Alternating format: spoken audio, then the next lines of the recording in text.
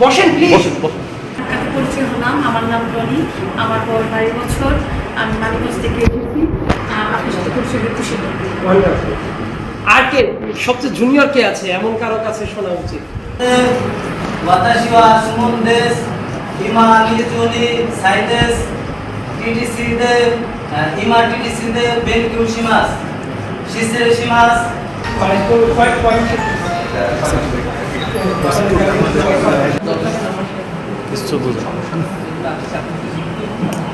আচ্ছা স্যার, আপনি একটা আমাদের ইমেল নাম্বারটা বলেন স্যার। আপনাদের ট্রেনিং কেমন চলছে? সবকিছু মিলিয়ে ভালো? কোরিয়ান শিখে গেছেন মোটামুটি? আপনারাও শিখছেন নিশ্চয়ই, বাইরে যাওয়ার ইচ্ছা আছে, right? আপনি দাঁড়ান। বিষয়টা 2000, কিন্তু আমি যদি এখানে অতিরিক্ত, তার মানে অতিরিক্ত ট্রেনিং হচ্ছে। মানে ব্যাপারটা হচ্ছে আমি যদি মার্কেট না বুঝে, যেটা হচ্ছে অনেক মানুষ ট্রেনিং দিয়ে বসে আছে।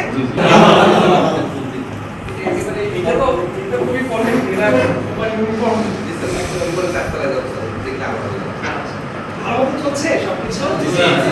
ভালো আছেন এমনিতে? আপনারা কেমন পড়াশোনা করছেন? কোনো সুবিধা অসুবিধা আছে কিনা এইখানে গভর্নমেন্ট নিজেই আপনাদের খোঁজ দেওয়ার জন্য সিভিকের দরকার আছে, সিভিকে দেখতে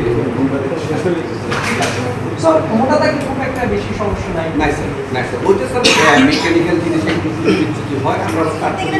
ওইটাই অ্যাটেনশন, কোনো সমস্যা না বললে তো সেটা সাথে সাথে টিচারকে ইনফর্ম করবে, টিচার আমাকে ইনফর্ম করবে। শুধু পরীক্ষা দেওয়া, তারপরে রোস্টারে আর 1.5 বছর অপেক্ষা করতে হয়। এবার দেখা যাচ্ছে ধীরে ধীরে তার জন্য গতকালকে কিন্তু সংসদে এটা আলোচনা হয়েছে আমাদের 12-14,000 স্টুডেন্ট পরীক্ষা যেতে পারছে যে 1:3, তার মানে 3 জন লোক তারা চান্স দেবে, মালিকের কাছে মালিক যদি লোক চাই একজন তিনজনের ফাইল আছে সেখানে, যাতে একজন বাছাই হবে। কিন্তু 8 সাল থেকে 22 সাল পর্যন্ত আমাদের বুঝেছে যতগুলো লোকের চাহিদা ছিল, কোটা ছিল, ধরেন 2000 কোটা আছে, 2000 লোকের পাস করে 1 বছরের বৃদ্ধি রাখতো, সেখানে আমাদের 100% না হলেও 99% স্টুডেন্ট পরীক্ষা দিতে পারতো। হঠাৎ করে 22 সালের পর থেকে মানে বুয়েছিল এমনভাবে এখানে একটা ছাত্র পরীক্ষা দিতে গেলে তার পরীক্ষা ফি লাগে গেল 3,500 টাকা। তার কাছে অতিরিক্ত সার্কুলার দিয়ে বারবার সার্কুলার দিয়ে লোকের চাহিদা আছে 5,000, সেখানে রাখছে 20,000। মানে এই 15-20,000 ছাত্র তারা ওই মনে করেন একটা ছাত্র 2 বছর 3 বছর বেশি দরকার যে সত্যিকার অর্থে করবে, এটার জন্য সে যাতে আলাদা কোনো কিছু ফেস না করে। ঠিক আছে, সকালবেলার সেশন ঠিক মতো হয়, বিকেলে ট্রেনিং গুলা ঠিক মতো হয় না। আমি এই জন্য প্ল্যান করে এমন টাইমে ঢুকেছি যে টাইমে এই ধরনের মানে গ্যাপ পড়ার সুযোগটা তৈরি হয়।